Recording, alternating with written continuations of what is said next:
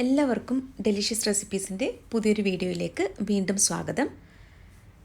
ചപ്പാത്തിക്കും ചോറിനും ഒക്കെ കൂടെ കഴിക്കാൻ പറ്റിയ നല്ലൊരു ഉരുളക്കിഴങ്ങ് ഫ്രൈയുമായിട്ടാണ് ഞാനിന്ന് വന്നിരിക്കുന്നത്. അപ്പോൾ നമുക്ക് തുടങ്ങിയാലോ? ഇത് തയ്യാറാക്കാൻ വേണ്ടിയിട്ട് ഒരു പാനിലേക്ക് കുറച്ച് സൺഫ്ലവർ ഓയിലാണ് ഒഴിക്കുന്നത്. ഈ എണ്ണ നന്നായിട്ടൊന്ന് ചൂടായി കഴിയുമ്പോൾ 1/2 ടീസ്പൂൺ കടുക് ചേർക്കാം. കടുക് ഇപ്പോൾ നന്നായിട്ടൊന്ന് പൊട്ടി വരുന്നുണ്ട്. ഇനി ഇതിലേക്ക് ഒരു തണ്ട് കറിവേപ്പിലയും കൂടി ചേർത്ത് കൊടുക്കാം. കറിവേപ്പില ഒന്ന് വഴന്ന് കഴിയുമ്പോൾ നമുക്ക് ഉരുളക്കിഴങ്ങ് അതിലേക്ക് ഇട്ട് കൊടുക്കാം. 3 ഉരുളക്കിഴങ്ങാണ് ഞാൻ എടുത്തിട്ടുള്ളത്. ഒരുപാട് വലിയ ഉരുളക്കിഴങ്ങല്ല എടുത്തിരിക്കുന്നത്. ഉരുളക്കിഴങ്ങ് ഈ രീതിയിൽ വേണം കട്ട് ചെയ്തെടുക്കാനായിട്ട്. കൂടുതൽ കനം കുറച്ച് കട്ട് ചെയ്യരുത്. ഈ ഒരു തിക്നെസ്സിൽ വേണം ഇത് കട്ട് ചെയ്തെടുക്കാനായിട്ട്.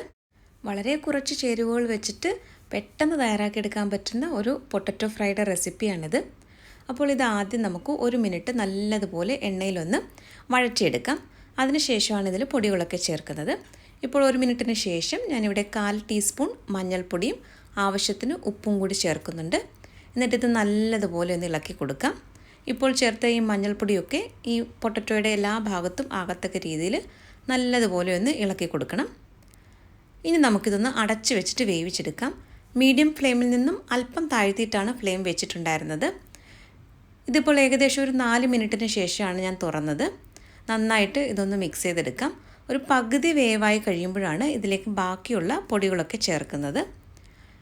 1/4 ടീസ്പൂൺ മല്ലിപ്പൊടിയും 3/4 ടീസ്പൂൺ കാശ്മീരി മുളക് പൊടിയുമാണ് ഞാനിപ്പോൾ ചേർക്കുന്നത്.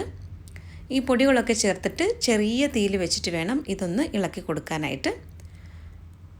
നന്നായിട്ട് ഈ പൊടികളൊക്കെ എല്ലാ ഭാഗത്തും ആകത്തക്ക രീതിയിൽ ഒന്ന് മിക്സ് ചെയ്തെടുക്കണം.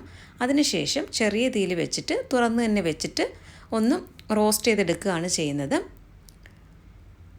ഇതിപ്പോൾ പാകത്തിന് വെന്ത് വന്നിട്ടുണ്ട്. ഇതുപോലെ സ്പൂൺ കൊണ്ടൊന്ന് കട്ട് ചെയ്ത് നോക്കിയാൽ മതി. ഇതിപ്പോൾ നന്നായിട്ട് പാകത്തിന് വെന്ത് വന്നിട്ടുണ്ട്. ഇനി ഇതിലേക്ക് നമുക്ക് കുറച്ച് മല്ലിയിലയും കൂടി ചേർക്കാനുണ്ട്.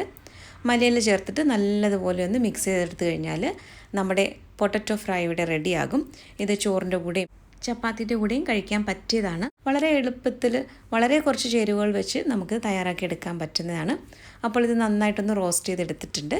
ഇന്നത്തെ ഈ ഒരു റെസിപ്പി എല്ലാവർക്കും ഇഷ്ടമായി കാണുമെന്ന് കരുതുന്നു. അപ്പോൾ മറ്റൊരു നല്ല റെസിപ്പിയുമായിട്ട് വീണ്ടും വരാം. താങ്ക്